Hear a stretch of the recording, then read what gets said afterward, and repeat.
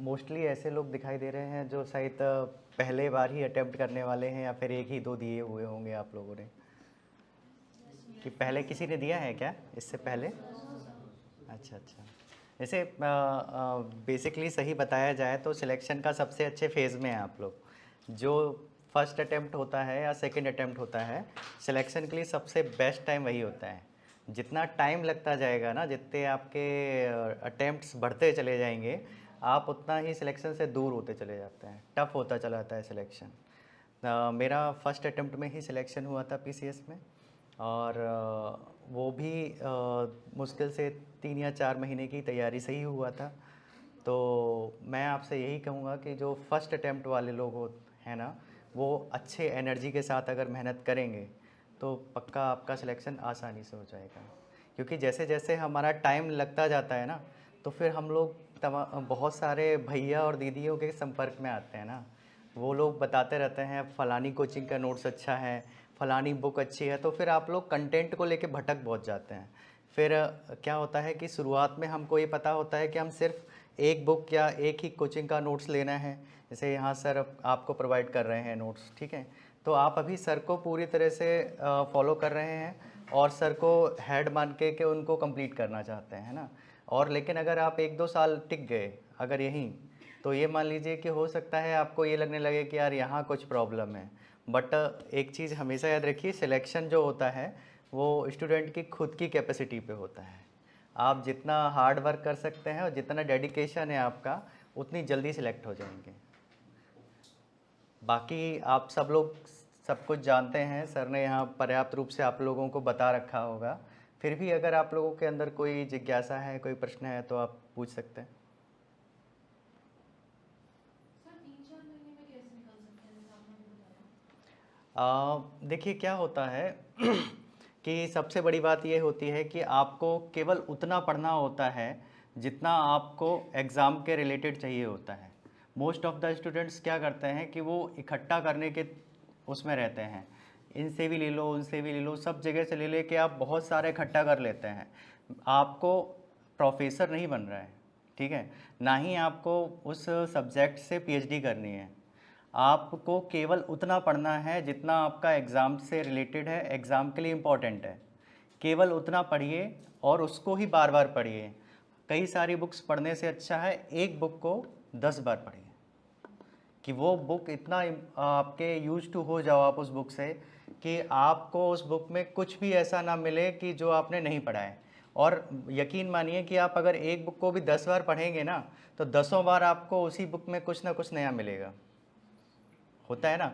और उसी को आप बेस बना लीजिए, उसके साइड में अपना नोट्स बनाइए, कि जो भी एक्स्ट्रा मिलता है या फिर किसी पेपर में आपने देखा कोई क्वेश्चन नया आया, तो आप उसको वहाँ नोट डाउन कर लीजिए। इस तरीके से ऐड ऑन हो जाता है। लेकिन आप अगर 10 बुक पढ़ने के चक्कर में रहेंगे तो फिर आपका टाइम बहुत लग जाएगा। एनी अदर और कोई क्वेरी? सर आपने नोट्स कैसे बनाए जाते हैं? मेरा नोट्स बनाने का सिस्टम ये था कि मैं पहले एक कोई बेस नोट्स होता है, जैसे आपको कोचिंग से एक नोट्स प्रोवाइड हुआ होगा, है ना। आप उस नोट्स को बेस नोट्स बना लीजिए, उसको पढ़िए। अगर आप क्वेश्चन सॉल्व करिए, क्वेश्चन सॉल्व करने में अगर आपको लगता है कि आपके क्वेश्चन सारे सॉल्व हो जा रहे हैं नोट्स से, देन आपको ज़्यादा हाथ पैर मारने की ज़रूरत नहीं है, ठीक है। जितनी भी टेस्ट सीरीज़ हो सकती है, जितना ज़्यादा से ज़्यादा प्रैक्टिस कर सकते हैं आप, वो करिए। प्रैक्टिस जितना ज़्यादा करेंगे आप, सिलेक्शन के चांस उतने ज़्यादा होंगे। और प्रैक्टिस जो होती है वो मेक्स मैन परफेक्ट। आप जितना ज़्यादा से ज़्यादा प्रैक्टिस करिए। ये एक बेस नोट्स है आपके पास। इसके अलावा आप चाहें ना तो साइड में, जैसे आपने कोई टेस्ट सीरीज सॉल्व कर रहे हैं, कोई अगर नया कंसेप्ट मिला, आप नोट डाउन कर लो, हेडिंग डालो। पॉलिटी का है तो पॉलिटी में नोट कर दीजिए, इकोनॉमी का है तो उसमें नोट कर दीजिए। इस तरीके से आप सब्जेक्ट वाइज नोट करते रहेंगे तो ये भी आपका एक नोट्स प्रिपेयर हो जाएगा फ्यूचर के लिए, ठीक है ना। तो क्यों, देखिए क्या होता है, बहुत ज़्यादा बड़ा अगर आपने बना लिया है नोट्स, तो ऐसा भी नोट्स नहीं बनाना है कि जो अपन रिवाइज भी ना कर पाएँ। पता पड़ा हमने कई सारी कोचिंग से इकट्ठा करके मटेरियल बना तो लिया, लेकिन पता पड़ा हम उसको पढ़ ही नहीं पाए, है ना। और आप एग्ज़ाम में जाइए तो बिल्कुल फ्रेश माइंड से जाइए, ये सोच के ना जाइए कि यार वो टॉपिक रह गया, उससे क्वेश्चन आ जाएगा तो क्या होगा, ठीक है। आप ये मान के चलिए कि मैं अपना 100% करके आया हूँ, अब मुझे सिलेक्ट होने से कोई नहीं रोक सकता, ठीक है ना। एक होता है सेल्फ कॉन्फिडेंस और एक होता है ओवर कॉन्फिडेंस। एक होता है बिना पढ़े जिसको कॉन्फिडेंस होता है वो ओवर कॉन्फिडेंस होता है, और एक होता है सेल्फ कॉन्फिडेंस। जब हमको ये लगता है ना कि हमने जितना पढ़ना था, जितना एग्ज़ाम से ज़रूरी था, हमने पढ़ लिया है, तो फिर आपका सिलेक्शन कोई नहीं रोक सकता। सर 100% सिलेबस कभी नहीं पूरा हो पाता, ऐसा कुछ नहीं, ऐसा है कि आप 100% सिलेबस तो गो थ्रू होना चाहिए। सिलेबस तो आपके पास, आपकी टेबल जो होगी स्टडी टेबल ना, वहाँ आपका सिलेबस लगा होना चाहिए। मेरे हिसाब से तो सिलेबस रटा होना चाहिए, आपको एक एक लाइन पता होनी चाहिए सिलेबस में क्या पूछा गया है। अगर आप देखें, मेरा PCS 2018 बैच है, और 2018 शायद पहला बैच था UP PCS का जिसमें मेंस जो है वो रिटन हुआ था। इससे पहले मेंस जो होता था वो ऑब्जेक्टिव हुआ करता था।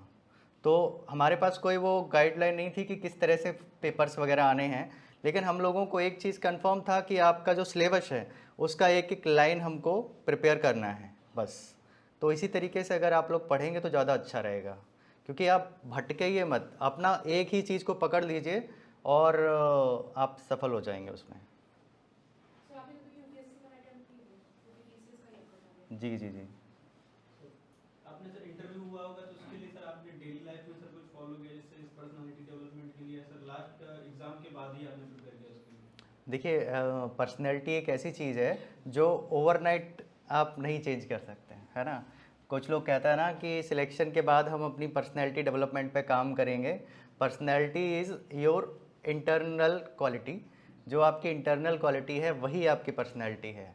और कभी भी अपने आप को ना, इंटरव्यू का सबसे मेन चीज़ है कि आप इंटरव्यू को किस तरह से ड्राइव करते हैं। अगर आप ड्राइविंग सीट पर बैठ जाओगे तो इंटरव्यू आपके अकॉर्डिंग चलेगा। मेरा यूपी में सेकंड हाईएस्ट मार्क्स आए थे मेरे बैच में, मेरे 73 मार्क्स थे आउट ऑफ 100 इंटरव्यू में। और उसका रीज़न ये था क्योंकि मैंने खुद अपना इंटरव्यू खुद डिज़ाइन किया था। जो हमारे आशुतोष सर हैं, आशुतोष सर ने हमको जिस तरीके से बताया हुआ था, क्योंकि एक्चुअली हमको भी पता नहीं था, मेरा भी पहला ही अटैम्प्ट था और पहला ही इंटरव्यू था, तो मुझे भी इसके बारे में ज़्यादा कुछ था नहीं कि किस तरीके से क्या करना है, क्या ड्रेसअप करना है। ये एक शुरुआत तो यहीं से होती है कि ड्रेसअप कैसा होना चाहिए, क्या पहन के जाएं, क्या ना पहन के जाएं, किस तरह से एंटर करते हैं। ये सब चीज़ें जो यूट्यूब पे दिया हुआ है ना, वो इतना ज़्यादा कचड़ा है कि ऐसा कुछ नहीं होता है। बिल्कुल बिंदास जाइए, बिल्कुल एडिकेट्स के साथ कि मे आई कम इन, आइए आराम से।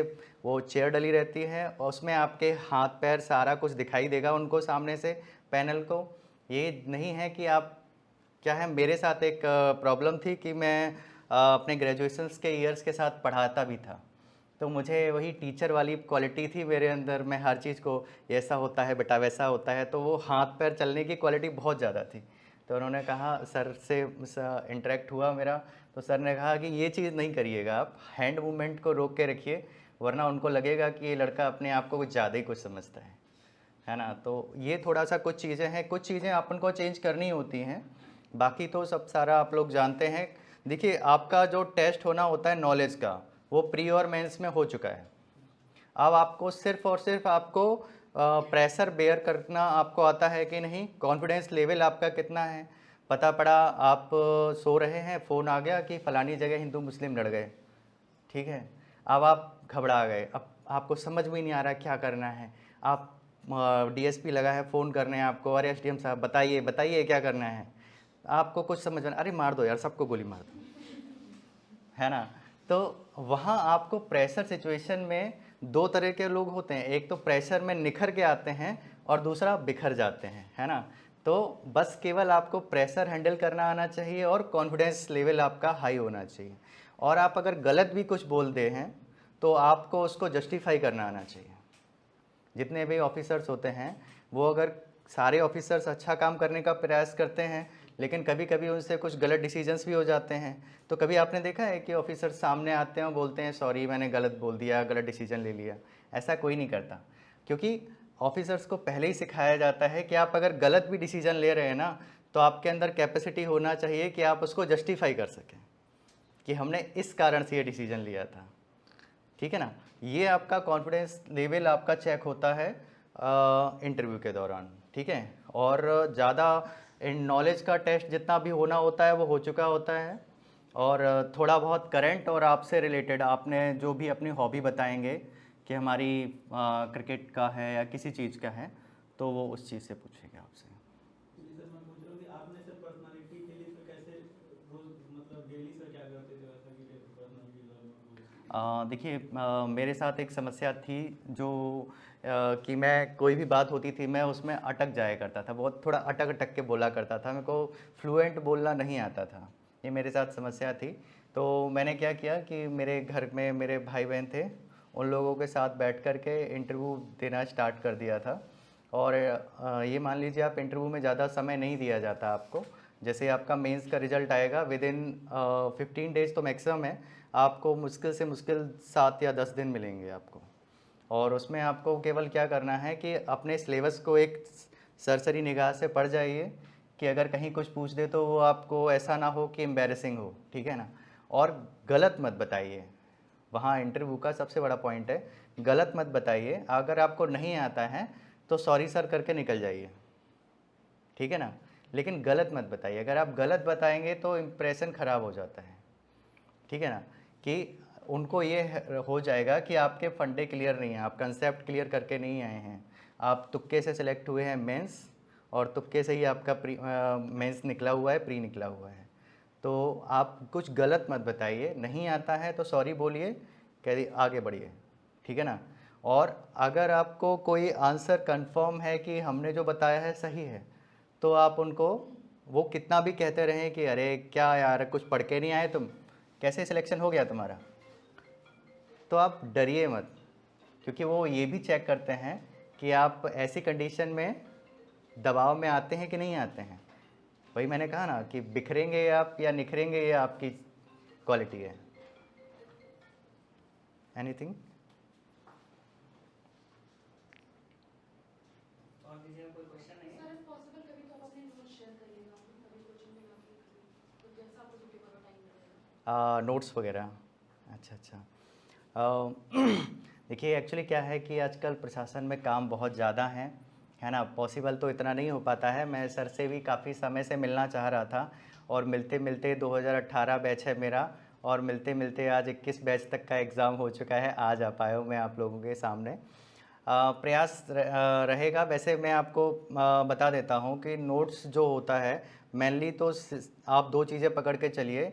एक कोई बेसिक नोट्स बना लीजिए, जैसे अपने कोचिंग से मिल रहा है नोट्स आपको, अगर आप उसको पढ़ने के बाद क्वेश्चन सॉल्व कर रहे हैं प्रीवियस ईयर्स के, और अगर आपके 90% क्वेश्चंस बन जा रहे हैं, देन नोट्स बेस्ट है, ठीक है ना।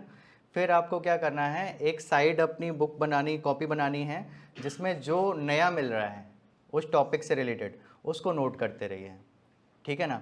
तो एग्ज़ाम टाइम में आपको सिर्फ दो चीज़ें पढ़नी पड़ेंगी, और अगर आपने पता पड़ा कि 4 किताबें रख ली, किसी में यहाँ हाईलाइट कर दिया है, किसी में वहाँ हाईलाइट कर दिया है, तो फिर आप बहुत बिखराव में आ जाएंगे, फिर आप इतना ना तो पढ़ पाएंगे, और जब हम पढ़ नहीं पाते हैं ना तो दिमाग थोड़ा सा फ्रस्ट्रेट हो जाता है, थोड़ा टेंशन में आ जाओगे आप, और वहाँ एग्ज़ाम में अपन टेंशन लेके नहीं जा सकते।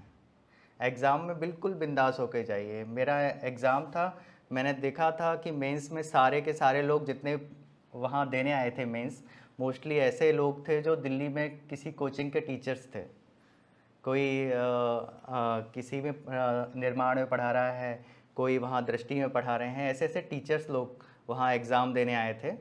तो मैंने जब उनसे इंटरेक्ट किया तो बोलते हैं कि अरे छोटू पहली बार देने आया है यार, अभी तो आएगा, कम से कम 5-6 बार तो आएगा, हम तो 6 बार दे चुके हैं, बगल वाले सर ये तो 8 बार दे चुके हैं, और अभी तो इतनी जल्दी तो होता नहीं है किसी का। लेकिन अपन को वो नहीं सुन रहे हैं, हमको हमारे बेसिक्स पे काम करना है, और बिल्कुल कॉन्फिडेंस के साथ एग्ज़ाम देना है। क्योंकि देखिए सिलेक्शन के लिए कोई देवदूत नहीं आते हैं, सामान्य से दिखने वाले लोग ही एक दिन अधिकारी बन जाते हैं। इसी कोई आपको ऐसा एक्स्ट्रा ऑर्डिनरी नहीं रहना है, बहुत ज़्यादा इंटेलिजेंसी की ज़रूरत नहीं है, बस केवल आपको चाहिए हार्डवर्क, और आपका जो है कंसंट्रेशन बहुत अच्छा होना चाहिए, कि सपना भी अगर आपको आए ना तो इस चीज़ का आए कि यार पॉलिटी में ये चीज़ रह गई है, रात को भी और किसी से भी बात करते कुछ भी करते हुए आपके दिमाग में चलना चाहिए कि यार ये करना है, ये करना है, ये वाला छूट गया है, इसको कंप्लीट करना है, बस सिलेक्शन हो जाएगा। और कोई भी किसी की भी बात मानने की ज़रूरत नहीं है। जो लोग कहते हैं कि हमने 20 में से 24 में से 20-20 घंटे पढ़ाई की है, वो सरासर झूठ बोलते हैं। इतनी पढ़ाई की ज़रूरत नहीं है, इतनी पढ़ाई में तो आदमी भगवान की प्राप्ति कर लेगा। सच बता रहे हैं, इतनी पढ़ाई नहीं करनी है, केवल आप कितने आवर्स पढ़ते थे? मैं मुश्किल से 5 घंटे पढ़ता था। तो ऑनेस्ट हाँ, ऑनेस्टली 5। हाँ, न्यूज़पेपर ऐसा होता है कि न्यूज़पेपर में हम ज़्यादा कुछ नहीं, केवल जो वो आती है आपकी सामयिकी, वो थोड़ा सा पढ़ते थे। और थोड़ा बहुत करंट का जो पीछे वाला पार्ट होता है, बस ज़्यादा कुछ नहीं न्यूज़पेपर। आप अगर यूपीएससी का ज़्यादा देखना चाहते हैं तो आप क्रॉनिकल वगैरह किसी को लेके बेस बना के पढ़ सकते हैं। और अगर आप स्टेट पीसीएस का करना चाहते हैं तो ज़्यादा इतना करंट को मत दीजिए। करंट जो होता है सुनने से याद होता है, ना कि पढ़ने से। आप कितना भी पढ़ लेंगे, कितने भी नोट्स बना लेंगे, यकीन मानिए रिवीजन नहीं कर पाएंगे, क्योंकि एग्ज़ाम टाइम में पढ़ने के लिए बहुत कुछ होता है। ठीक है ना। तो करंट हम सुने कहाँ से, मतलब किसी का वीडियो देख के क्या करें? तमाम सारी कोचिंग्स हैं। कोचिंग में भी तो होता है हाँ, वीकेंड में। आपकी कोचिंग्स में भी होता है ना। और यूट्यूब पे तो इतना ज्ञान भरा पड़ा है, ठीक है ना। तो बहुत सारी चीज़ें हैं। आप करंट को तो आप ये मान के चलिए, जितना आप सुनेंगे उतना जल्दी याद होगा, ठीक है ना। पहले न्यूज़ चैनल्स अच्छे हुआ करते थे, तो न्यूज़ सुनने से करंट काफ़ी तैयार हो जाता था। अब तो खैर उनको 2-4 चीज़ें ही दिखाई देती हैं, कहीं मर्डर हो गया, नेताजी कहीं चले गए, और कहीं रेप वेप हो गया, तो दिन भर उसी में लगे रहते हैं, उनका कोई मतलब नहीं है। क्या अब कंटेंट वहाँ नहीं रहा, अब आपको खुद ही कंटेंट ढूंढने पड़ते हैं। ये थोड़ी सी समस्या हो गई है ना। सर के साथ एक अच्छी चीज़ है कंसिस्टेंसी बहुत थी सर की। तो सर वो अपना जरा बता दीजिए, आपका जो एक्सपीरियंस है, जो आपका जर्नी रहा है, थोड़ा उसके बारे में बता दीजिए। देखिए एक्चुअली क्या है, मेरे फादर जो हैं टीचर हैं। तो जब मैं बहुत छोटा था, 6th-7th में ही था, तो मेरे पिताजी 9th से लेकर 12th तक सारे सब्जेक्ट्स पढ़ाया करते थे। तो मुझे अपने साथ ले जाया करते थे, कहते थे चलो यहाँ बैठ के क्या करोगे, हमारे साथ चलो। और ऐसे नहीं कि जाकर के वहाँ आप मूर्ति की तरह बैठे रहिए, आपका टेस्ट भी होता था बाकायदे। जो 10th वाले टेस्ट दे रहे हैं, मैं 6वें-7वें में उनके साथ टेस्ट दिया करते थे। 12th वाले भी होते थे, उनके साथ भी मैं टेस्ट दिया करता था। तो इस तरीके से जब मैं खुद अपनी एग्ज़ाम देने आया, 10th में आया, तो मेरे को लग रहा था यार बोर्ड वाले पेपर साला रटा हुआ बनाते हैं, क्योंकि मैं बहुत दिनों से वही चीज़ पढ़ रहा था। फिर मैं 12th में आया, तब भी मतलब कहने का ये है कि मैं अपनी एज से कुछ ज़्यादा आगे चल रहा था लर्निंग प्रोसेस में, है ना। और इसके लिए आप लोगों को भी चाहिए कि थोड़ा सा आप अपनी नॉलेज को वर्सेटाइल ज़्यादा रखें। मेरे तो सबसे बड़े फ़ायदा ये थे कि मेरे पिताजी टीचर थे, तो हर चीज़ सुनने को पढ़ने को मिलती थी मुझे। और इस फील्ड में सबसे ज़्यादा वर्सैलिटी आपकी बहुत ज़्यादा मायने रखती है, ठीक है ना। और जैसे मैंने पहले कहा कि आपको प्रोफेसर नहीं बनना है, ना ही पीएचडी करनी है किसी भी सब्जेक्ट में। आपको सिर्फ उतना पढ़ना है जितने से आपका सिलेक्शन हो जाए, ठीक है ना। क्योंकि सिलेक्शन हो जाने के बाद, आज मेरा सिलेक्शन हो गया, आज मुझे इकोनॉमी और हिस्ट्री इन सब चीज़ों से कुछ नहीं मतलब कि हड़प्पा में क्या हुआ था और मोहनजोदड़ो ने क्या किया था, ठीक है ना। तो ये सब चीज़ें आपकी सिर्फ़ और सिर्फ एक स्टेप है आपको वहाँ पहुँचने के लिए। वहाँ जाकर के एक अलग ही चैलेंजेस रहते हैं। आप सोचते हैं कि यहाँ आप लोगों को बहुत ज़्यादा कष्ट पड़ रहा है, बहुत मेहनत पड़ती है, बहुत ज़्यादा मेंटल प्रेशर होता है। तो देखिए सबसे बढ़िया होता है कि आपके मदर फादर जो हैं वो आपको सपोर्ट करने चाहिए, बाकी किसी और की नहीं सुनना है, ठीक है ना। केवल वो सपोर्ट कर रहे हैं आपको, और आप भी अपना ईमानदारी से 100% देते रहिए। मेरे फादर जो हैं, उनका एक हमेशा कहना होता था कि मेरी सिस्टर मेरे से बड़ी थी, और अगर वो किसी एग्ज़ाम में फ़ेल हो जाती थी, मतलब जैसे एंट्रेंस से कोई अगर उसका नहीं निकला, तो वो ये नहीं कहते थे कभी अरे तुम कुछ नहीं कर पाओगे, तुम ये नहीं पढ़ते हो। तो वो हमेशा ये कहते थे अच्छा ठीक है, नहीं हुआ कोई बात नहीं, अब एक काम करो, आप एक और ट्यूशन लगा लो अगर आपको ज़रूरत पड़ती है, और 1 लीटर दूध एक्स्ट्रा काटेंगे तुम्हारे लिए, दूध पियो आराम से और पढ़ाई करो। तो मतलब कभी भी उन्होंने ये नहीं कहा है कि तुम कुछ नहीं कर सकते या फिर तुमसे नहीं होगा। उनको ये था, वो हमेशा हमको ये कहा करते थे कि आप अगर ईमानदारी से पढ़ रहे हैं, है ना, तो आप भूखे कतई नहीं रहेंगे, कुछ ना कुछ कर ही लेंगे अपनी लाइफ में। और ये चीज़ याद रखिए कि आप कुछ भी प्राप्त कर सकते हैं लाइफ में, जो समय निकल जाएगा आपका वो आप नहीं पा पाएंगे, ठीक है ना। और लाइफ का एक एक पॉइंट बहुत इम्पोर्टेंट है, एक एक घंटा बहुत इम्पोर्टेंट है ना। आज आप जो टाइम जी रहे हैं, कल हो सकता है ये सब चीज़ें नहीं मिलेगी। लाइफ में आगे जाके पैसा आप बहुत सारा कमा सकते हैं, बहुत सम्मान मिलेगा। अभी जो लोग आपको देख के मुंह टेढ़ा करते हैं, वो एक दिन खड़े होकर नमस्कार करेंगे आपको। बहुत अच्छा लाइफ हो जाने वाली है आपकी। केवल आप पॉजिटिव साइन देखिए कि पीसीएस बन के कुछ विशेष आपको ये मान लीजिए कि भगवान बनने वाले हैं, वो तो नहीं होगा, लेकिन लाइफ इतना अच्छी हो जाएगी कि आप अपना थोड़ा सम्मान मिलता रहेगा, अच्छा लगेगा, सैलरी अच्छी मिलेगी, है ना। और लोग 4-6 लोग आपसे काम के लिए आएंगे, किसी के काम आएंगे आप, तो आपको रात को नींद अच्छी आएगी कि हाँ यार चलो सामने वाला आया था, हमने उसका भला कर दिया, अच्छा लगा, है ना। क्योंकि देखिए अब वो वाले समय नहीं रहे जो पहले वाले लोग जाया करते थे कि ये होगा वो होगा। अब हर जगह बहुत ज़्यादा प्रेशर है, बहुत ज़्यादा काम करने को है सिस्टम में भी, क्योंकि अब जनता पुरानी जैसी जनता नहीं रही कि जिसको कुछ नहीं पता होता था। अब हर आदमी के पास मोबाइल है, हर आदमी डिजिटली ग्रोन है। तो आप अधिकारी हैं, लेकिन सुबह से लेकर शाम तक एक कॉमन पर्सन भी आपको कॉल करता रहेगा, ठीक है ना। रात को 10-10, 11-11 बजे तक हम लोगों के पास कॉल आते रहते हैं, अरे सर हमारा ये काम नहीं हुआ, और आपको कॉल अटेंड करने पड़ते हैं। फिर आप ये सोचिए कि अभी आपको ज़्यादा प्रेशर है कि तब ज़्यादा प्रेशर होगा। ये आपका पता है, ये आपका ट्रेनिंग टाइम है, ये आपको सिखाया जा रहा है कि आप जहाँ जा रहे हैं ना वहाँ और ज़्यादा प्रेशर है। और अभी आप अगर ये प्रेशर झेलना सीख गए तो वहाँ आपको दिक्कत नहीं आएगी, ठीक है ना। और अगर जो व्यक्ति मेहनत से और तपने से बचता रहता है, जो तपस्या करने से बचता रहता है, वो कभी भी सोना नहीं बनता, ठीक है ना। गौतम बुद्ध ने जब गौतम बुद्ध निर्माण को प्राप्त हो रहे थे तो उनके शिष्य जो थे आनंद, उन्होंने कहा प्रभु आप जा रहे हो, इस संसार में कुछ नहीं रखा, अब हमें भी ले चलो साथ में। तो उन्होंने कहा देखो आप चले जाएंगे तो हमें कौन सिखाएगा, हमें कौन बताएगा कि हमें कैसे जीवन जीना है, कैसे रहना है। तो उन्होंने एक ही बात कही थी, आनंद आपो दीपो भव, अपना दीपक स्वयं बनिए, है ना।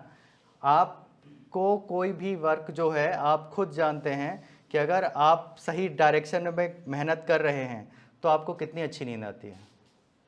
अगर आप किसी दिन टेस्ट में टॉप करते हैं, अच्छे नंबर लाते हैं, तो कितना बढ़िया पूरा दिन जाता है, एकदम कॉन्फिडेंस आता है, मज़ा आता है ना।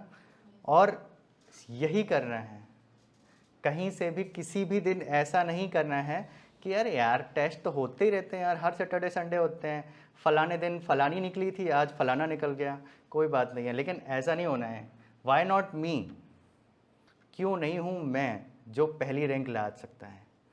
बस ये वाली थॉट प्रोसेस डेवलप करनी है। ये नहीं है कि हाँ यार ये तो कोचिंग्स हैं यार, एग्ज़ाम में देख लेंगे सबको, ये भी एग्ज़ाम ही है। अगर आप इन कुछ लोगों में अगर आप कंपटीशन नहीं कर सकते तो ये प्रदेश है 22 करोड़ की जनसंख्या वाला, ठीक है, और सीटें कितनी होती हैं आपको भी पता है, ठीक है। तो पीसीएस बन के जो भगवान बनने वाली फीलिंग लेनी है तो भगवान जैसा कुछ नेचर भी लाना पड़ेगा, दिखना पड़ेगा कि हाँ हमारे अंदर आग है और हम सबसे आगे निकलने की दम रखते हैं। और अगर आप ऐसे ही छोड़ दोगे तो फिर बहुत लोग हैं जो बहुत मेहनत करते हैं। अभी आप सोच रहे हो कि यही एक कोचिंग है, इसी शहर में कई सारी कोचिंग्स हैं। ऐसे ही यूपी में 75 ज़िले हैं। इसके अलावा दिल्ली, मुखर्जी नगर और दुनियादारी में जो लोग बैठे हुए हैं वो तो काउंटिंग में नहीं है। कई सारे तो सर लोग एग्ज़ाम देंगे और कई सारे लोग तो जो पहले से अधिकारी बने बैठे हैं वो अपनी रैंक सुधारने के लिए एग्ज़ाम देंगे। तो आप ये मत मानिए कि कंपटीशन सिर्फ इस कमरे में है, कंपटीशन तो इतना ज़्यादा है कि आप लोग ये मान के चलिए कि अगर हम यहाँ नंबर 1 नहीं हो सकते तो हम कैसे पीसीएस हो सकता है, ठीक है ना। तो प्रयास अपना रखिए कि हम हर टेस्ट को बिल्कुल संजीदगा तरीके से दीजिए। कहीं भी उसको ये ना लीजिए कि कैजुअल ले लीजिए।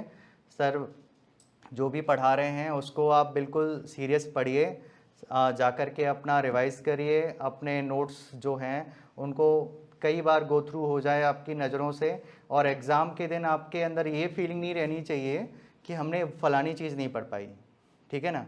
और कभी भी अपनी पढ़ाई को घंटों से मत तौलिएगा। पढ़ाई होती है, अगर आप 1 घंटा पढ़ के भी अपना जो टारगेट है वो अचीव कर सकते हैं, देन 1 घंटा आपके लिए बहुत है। मैं 5 घंटे पढ़ता था और 5 घंटे में मैं अपना जितना मुझे करना होता था, मेरा टारगेट सेट होता था, मैं एक दिन में इतना, इस सब्जेक्ट में से इतना पढ़ना है मुझे, और अगर मैं कर लेता था तो मेरा काम हो जाता था। फिर घंटे नहीं गिने जाते थे, फिर हो सकता है 7-8 भी हो जाएं, और अगर 3 घंटे में हो गया तो 3 घंटे में भी ख़त्म हो जाती थी पढ़ाई, ठीक है ना। तो घंटे इज़ नथिंग। घंटे बनाए जाते थे कब? जब 10वें 12वें में थे। अब हमारे टारगेट्स जो हैं वो अलग हैं, ठीक है। तो आप घंटों पे मत जाइएगा, अपना सिर्फ ये देखिएगा कि हमारा जो टारगेट है वो अचीव हो रहा है डेली का कि नहीं, ठीक है ना। और टारगेट बनाइए वो टॉपिक्स के हिसाब से बनाइए, ना कि घंटों के हिसाब से, ठीक है ना। अच्छा देखिए, मैं डिमोटिवेट नहीं करूँगा, लेकिन सीधी बात बताऊँगा कि जो साइंस वाले स्टूडेंट्स हैं वो हमेशा थोड़ा प्रॉफिट में रहते हैं। आर्ट्स वाला बच्चा जो होता है वो थोड़ा सा अपने आप को कमज़ोर मान के चलता है और थोड़ा सा कम उसमें रहता है। और आर्ट्स के जो सब्जेक्ट होते हैं उनमें मार्किंग भी थोड़ी सी कम अच्छी होती है। साइंस वाले सब्जेक्ट से मार्किंग बहुत अच्छी होती है। पिछले सालों का अगर आप पैटर्न देख लीजिए, हमारे साथ कई सारे ऐसे लोग हैं जो केमिस्ट्री, बॉटनी और जो साइंस सब्जेक्ट्स हैं उनसे करके अच्छी रैंक पाए हैं, ठीक है ना। तो ऐसा नहीं है कि अदर वाले नहीं निकल रहे हैं, ज्योग्राफी वाले बहुत अच्छा कर रहे हैं। आप लोग ऑप्शनल लेते समय 2-3 चीज़ें बहुत ज़रूर इम्पॉर्टेंट हैं जो देखनी चाहिए। पहली चीज़ तो ये है कि उस ऑप्शनल से आपको प्यार होना चाहिए। ऐसा नहीं है कि फ़लाने भैया ने ली थी और फ़लानी दीदी ने ली थी इसलिए हम भी ले लेते हैं, ठीक है। आपको उस ऑप्शनल से प्यार होना चाहिए। ऐसा होना चाहिए कि उस ऑप्शनल में अगर कोई ब्लाइंड क्वेश्चन आ जाए, एकदम ब्लाइंड, तब भी आप कम से कम 8-10 लाइनें लिखने की दम रखते हैं, ठीक है। पता पड़ा आपने स्कोरिंग सुना और उसके चक्कर में कोई ऑप्शनल पकड़ लिया, और पता पड़ा उसमें से कोई क्वेश्चन आ गया, आप 1 लाइन नहीं लिख पा रहे हो, फिर कोई मतलब नहीं है। ऑप्शनल ऐसा होना चाहिए जिसका सिलेबस आपको बिल्कुल क्लियर हो, अवेलेबल हो आपके पास, टीचर आपको अच्छा गाइड करने वाला मिल जाए, और जिसके बारे में आप नहीं भी जानते तब भी एक्सप्लेन कर सकते हैं। तुम्हारा बेस्ट फ्रेंड होता है ना, ठीक है ना। और बेस्ट फ्रेंड के बारे में कोई पूछे राइट डाउन एनी प्रॉपर्टीज़, तो क्या आप सोचने बैठते हो क्या? उसके बारे में तो ज्ञान ही ज्ञान लिख देंगे अपन, ठीक है ना। तो optional is just like a best friend, है ना। ऑप्शनल को केवल ऐसे पढ़ना है कि अगर हम कोई ब्लाइंड क्वेश्चन भी आ जाए तो हम कुछ ना कुछ उसमें लिखने के लिए तैयार रहें, ठीक है ना। और पेपर थर्ड में थोड़ा सा ज़्यादा संभाल के करना। पेपर थर्ड जो होता है वो करंट से ज़्यादा रिलेटेड रहता है। इकोनॉमी और जो चीज़ें आती हैं वो थोड़ा सा आपको अच्छे से करनी है उसको, ठीक है ना। अदर कोई और क्वेरी है आपकी तो बताइए। सर जब आप आंसर राइटिंग करते हैं तो जो भी 8-9 मिनट जो भी टाइम रहता है उसमें पहले उस आंसर के बारे में सोचते हैं, इसका स्ट्रक्चर कैसे बनाना है कि एक्चुअली पता है ये मिथ है मेरे हिसाब से, बाकी हर किसी का अपना अलग अलग होता है। मोस्टली लोग क्या कहते हैं ना कि पहले आप उसका इंट्रो लिखिए, फिर बॉडी लिखिए, फिर उसका कंक्लूज़न लिखिए लास्ट में, है ना। क्या आप मानते हैं कि इतना समय होता है आपके पास कि वहाँ आप बॉडी और ये सब ढूंढने बैठोगे? वहाँ तो बस वो होता है, कसाई की दुकान होती है, वो खचर खचर खचर खचर लग जाता है।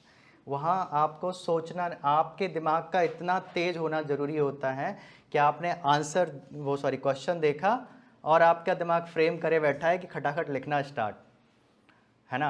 अगर आपका बहुत अच्छा स्पीड है राइटिंग का, हिंदी मीडियम वाले विशेष थोड़ा सा इसमें परेशान हो जाते हैं क्योंकि हिंदी मीडियम में जलेबियाँ नहीं बनाई जा सकती, इंग्लिश मीडियम वाले जलेबी बना लेते हैं। हिंदी मीडियम वालों को क्या होता है कि उसको मात्राएं लगानी पड़ती हैं, उठा उठा के पेन, घुंडियाँ लगानी पड़ती हैं, ठीक है ना।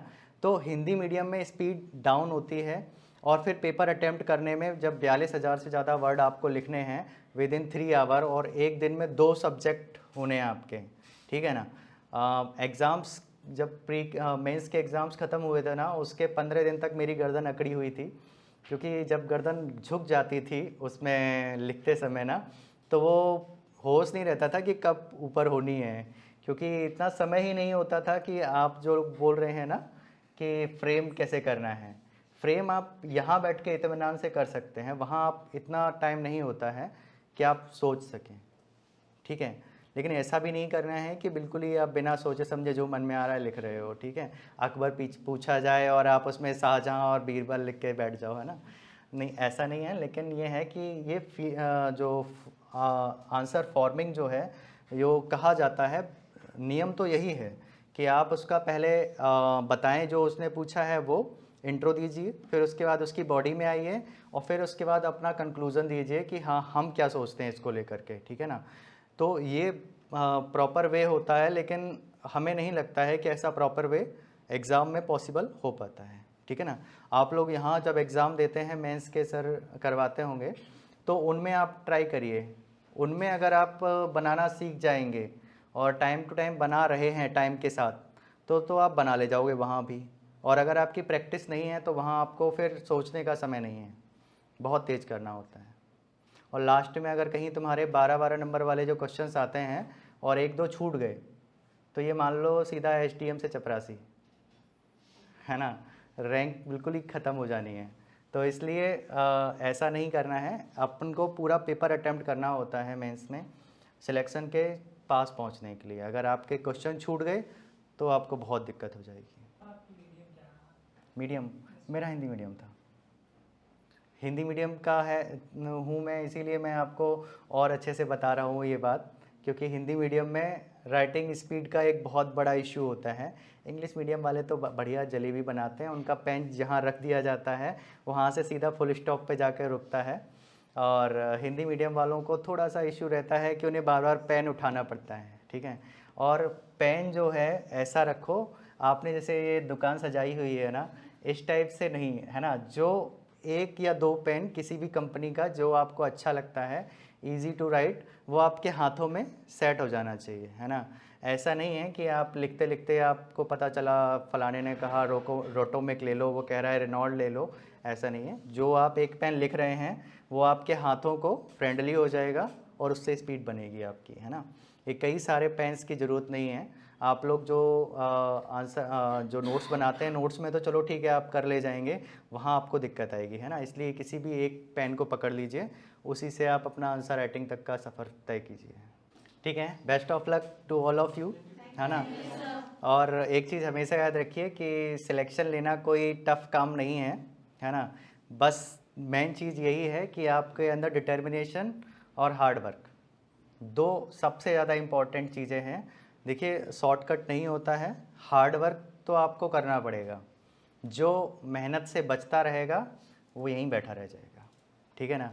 और ये चीज़ याद रख लीजिए कि आप कितने भी इंटेलिजेंट रहे हों और अगर आप फाइनल सिलेक्शन नहीं ले पाए तो आपकी वो इंटेलिजेंस ही बेकार, ठीक है ना। इसलिए ये मान के चलिए कि हमें जो भी करना है सिलेक्शन लेना है और इसी साल लेना है, इसी बार लेना है, ठीक है। जो अपने दिमाग में सेकेंड ऑप्शंस रखते हैं ना, कुछ नहीं तो पैट दे करके चपरासी अपरासी तो बन ही जाएंगे कहीं ना कहीं, है ना। तो आप जान लीजिए आप प्रधानमंत्री बनने की जगह पे बैठे हुए हैं, आप PCS बनना चाहते हैं, तो आप ये सोचिए कि जब भी आपको पढ़ाई में मन ना लगे ना, सोचो कि तुम्हारा दोस्त बैठा हुआ है ऑफिस में और घंटी बजा के बुला रहा है, तुम कह रहे हो हाँ साहब बताइए क्या करना है ना। तो ये चीज़ें जो सोचोगे ना, तो ये आपको सोने नहीं देगी और आप अपना काम अच्छे से कर ले जाओगे, ठीक है ना। Thank you and best of luck all of you.